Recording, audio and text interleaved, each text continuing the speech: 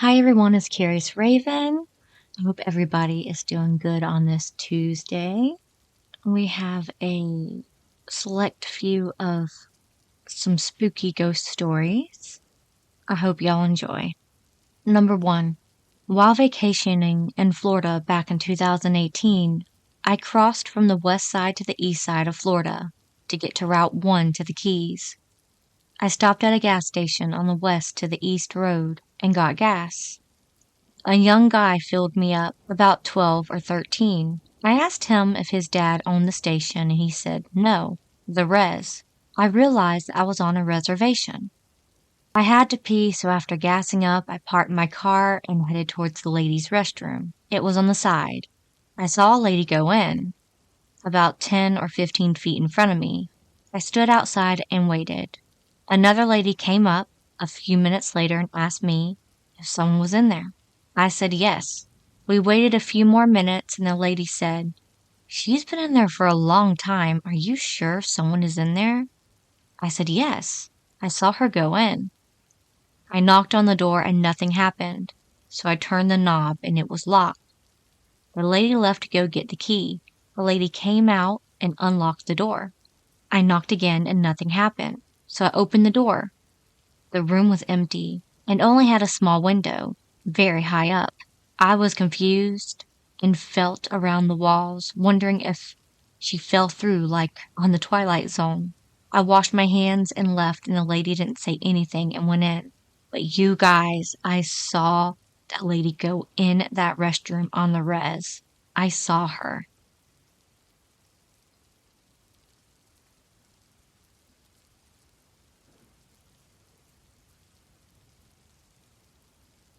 Number 2.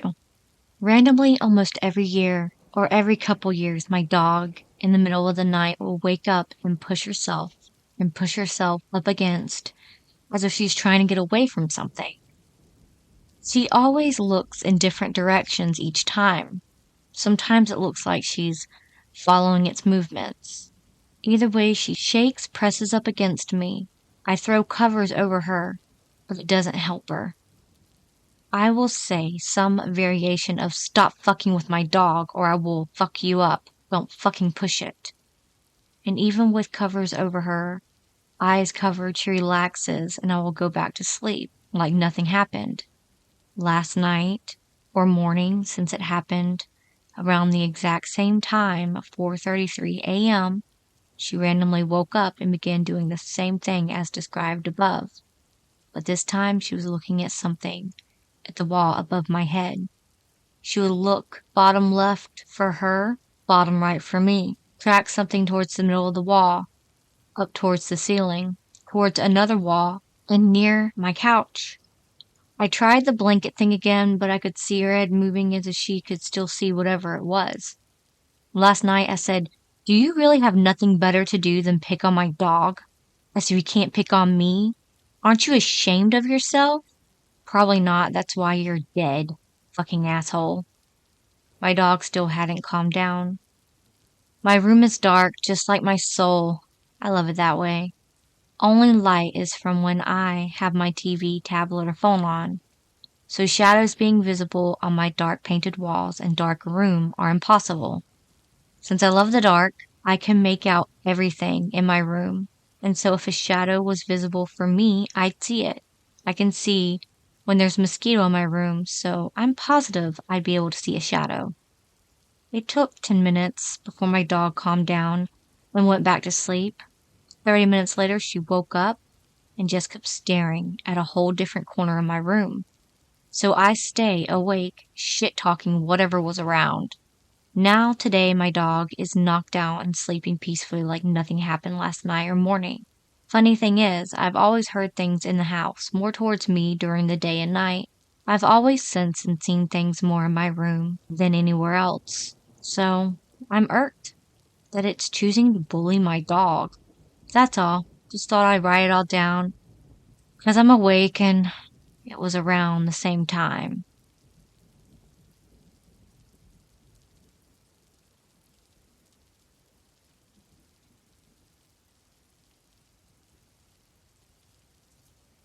Number 3.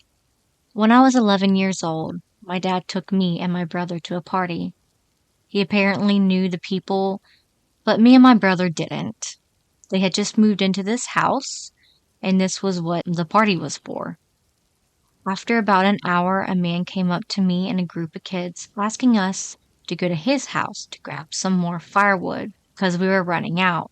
Us all being trusting kids all said okay and ran to have fun.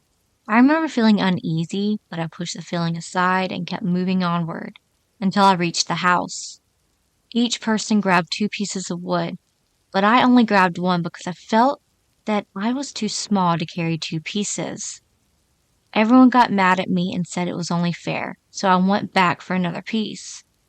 I made them pinky promise not to leave me, but when I came back out, they were all gone. Realizing I was alone, I started to panic because I didn't know my way back. I had never been here before.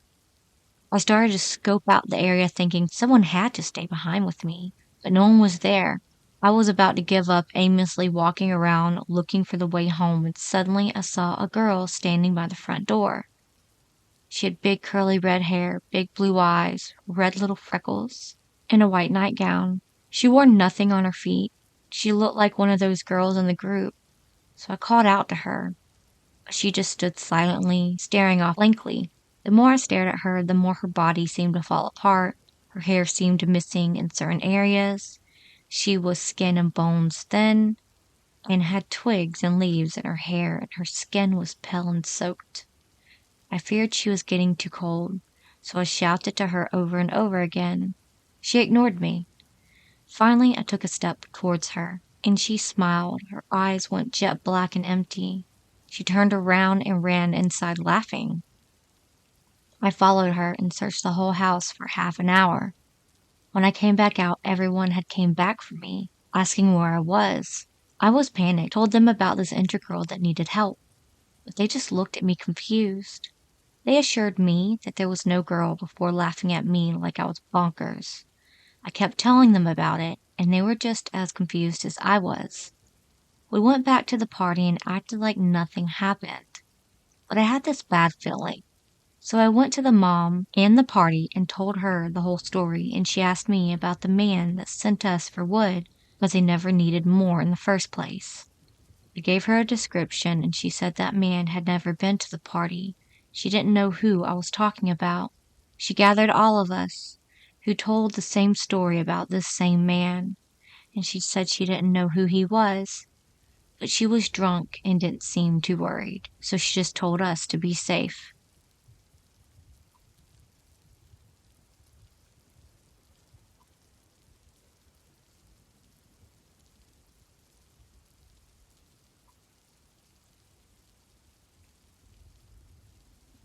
Number 4. Sorry for the bad writing. It's night, and I'm seriously spooked. My mom had a best friend roommate who died from cancer when she was staying with us. His brother gave him a red ukulele with inspirational quotes written on it, and there was another blue ukulele that belonged to my younger brother. We only played the blue one and never played the red one. My mom and my younger brother moved away, so we were going to ship my brother's belongings through the mail. Someone mislabeled the boxes and we never got around shipping them. It took my brother's room, and I was clearing away the boxes when I remembered the ukuleles. I took both of them out and put them on the shelf. A few nights later, I got woken up by the red one strumming itself. It was one singular strum, and it was still relatively in tune, unlike the blue one, which was completely out of tune. I ignored it and went back to sleep. I did this a few more times. I was learning how to play the blue one, so I just left it next to me on the couch usually. One day when my sister and brother, my dad, were at work, it was next to me as usual. A singular strum came from the ukulele. I was completely alone. I looked around expecting to see a big bug or something that bumped the ukulele, but there was nothing. It kept on doing this, and I was pretty spooked. I started leaving it on the shelf of the coffee table, and it kept on doing this. We have many instruments in the house, and these ukuleles are the only ones that do this. I decided to stare at it and it kept silent. I leave the room, and what do I hear? One singular strum. They only started doing this when my brother left, and they are sentimental, so I can't get rid of them. I've used other ukuleles, and they don't do this. The red one tunes itself when it strums. I have the other one tuned for left-handed playing. It keeps on switching, and nobody else plays it. And yes, I do have working carbon monoxide detectors. It might just be stress making me imagine it. But why just the ukuleles? And how do they tune themselves? I need a logical explanation for this.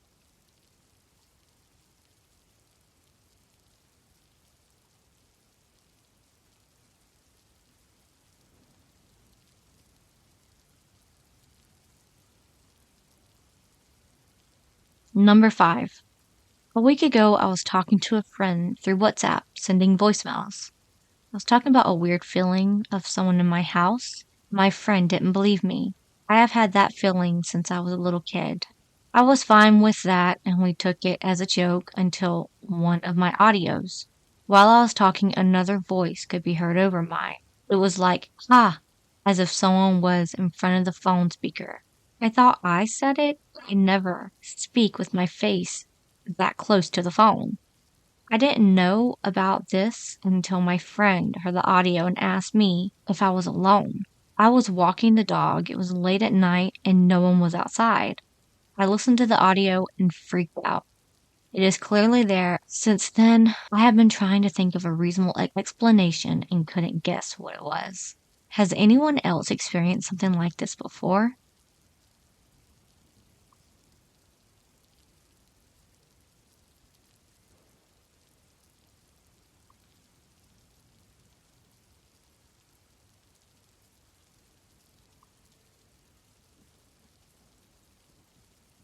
Number 6. As a kid, I have always been fascinated by ghost stories, paranormal thrillers, and spooky experiences from family and friends. I used to sometimes wonder what it would be like to encounter a real ghost or something spooky. This is a real-life incident that happened when I was about 10 to 11 years old. I was back in the city, Bombay, where I had gone to visit my aunt. My dad picked me up railway station in Bangalore. It was about 10 p.m. and raining heavily. We waited for the rain to subside and started to head home on our old scooter. Dad casually checking with me about my vacation, and all of a sudden the scooter stopped. Dad got off the scooter and tried kick-starting it, but to no avail. I stood there with my backpack partially drenched and hungry. I looked around while my dad was trying his best to revive the engine and to get it running. The engine had probably water inside it due to the rain.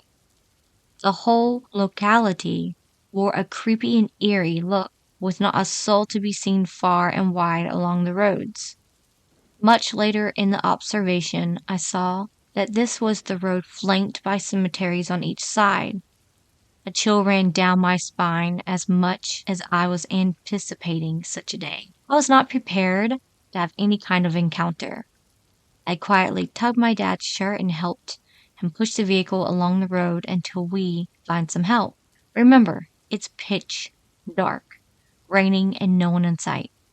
We pushed along to the end of the road and arrived at what seemed like a junction with a long, wide road ahead of us. We stopped to catch our breath and decided to wait it out. We had crossed the cemetery patch by now. I was mentally preparing to encounter ghosts and act all brave and bold in the eventuality. Suddenly, my crazy thoughts were interrupted by a young man on a scooter who stopped in front of us, asked if we needed help. Couldn't recollect where he'd come from. The road was empty, and there was no way I could have missed a single scooter approaching us. He was very friendly. He unclogged the silencer and kick-started the scooter, and the engine was resuscitated back to life with just a single kick. I was amazed.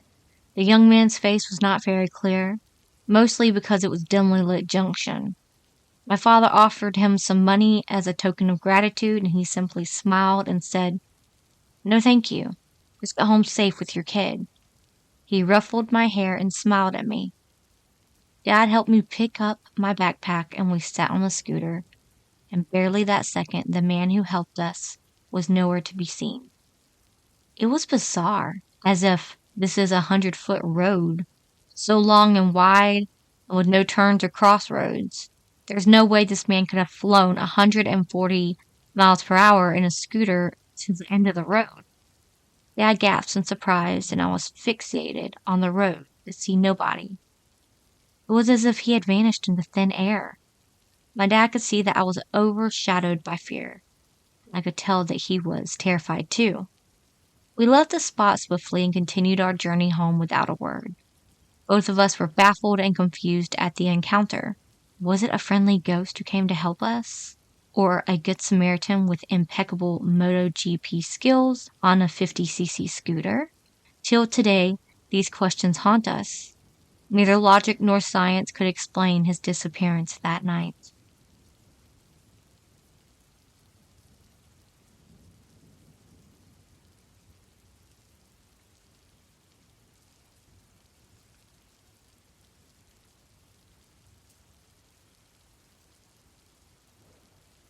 Number 7. Haven't used Reddit in a while. Mainly use Twitter nowadays for my social media urges, but I didn't really know where else to put this. So I'm making a return. Last night I got a call from a military buddy who was looking for a ride home from the bar and didn't want to spend $30 on an Uber ride. I said sure. I was hungover myself and figured it would help to drive with the windows down and get some air. It was probably 12:30 a.m., and I was driving around my neighborhood trying to take an alternate route that I hadn't taken before but knew about. Basically one that went through residential areas and stayed off the bigger, more populated routes. I didn't really want to fight traffic that entire way getting downtown. So, as I'm driving, everything was normal. I was listening to some random podcast about World War II, but then as I'm passing this one random house, a couple streets down from mine, there's a kid standing in the front yard, right on the edge of the road. To be honest, this doesn't sound that weird. Looking back, it was past midnight, and this kid was maybe 10 to 11 years old. He had on a red shirt, tan shorts, and sneakers with a blonde bowl cut. Totally normal looking kid. So as I'm coming up to this kid, I get to speed bump and slow down so I was able to get a better look at him. He wasn't playing. He wasn't running around. No other kids were with him. He was just standing completely still and meeting my gaze as I'm going past. Like the entire way down the street, he doesn't stop staring. And after I passed him, I kept looking at my rearview mirror and he still didn't stop looking. He doesn't cross the street or go back to playing around, standing there staring at my truck. On the drive back, I told my friend after picking him up about the kid, and he was interested, so I took him back through the same way where I saw the kid. This time he wasn't there. Fast forward to when me and my friend back to the place, sitting in my living room, shooting the shit, watching YouTube, and we hear this super fast, quiet knocking at the door. Like, so quiet, my AC almost completely smothered the sound. It's like 1:30 a.m. at this point. Both my roommates are out of town for the long weekend, so I was kind of wary of answering the door. I peek out the window next to the front door, and there's no one there. Honestly, this could have just been a tree limb hitting the roof near the front door. In that moment, it was like I was having a heart attack, thinking I'd see the kid there. Later, while I was in bed, just laying there, I heard a few more random knocks in different places. My bedroom is right next to the front door and goes out onto the patio that the front door connects to. These knocks could have been at the front door or just in some random spot in the house. At this point, I was so tired, I really didn't care to worry about it and passed out.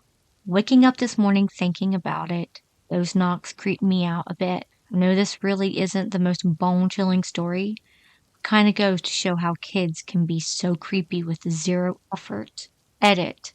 I posted a snap video of the knocking that I'm hearing on my phone, and I'm still hearing it a few days later. That was the end of this collection of stories. I hope y'all enjoyed them. The whole kid thing kind of really creeped me out. I love y'all so much. I will be back probably Thursday, with some more paranormal stories. Please have a good rest of your week, and I'll see you soon. And remember, it's scary out there.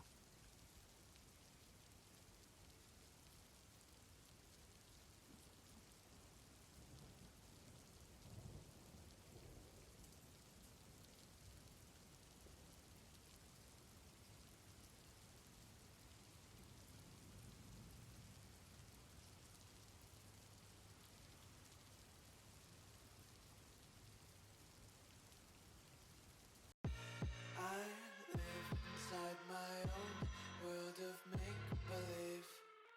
Kids screaming in the cradles, profanities.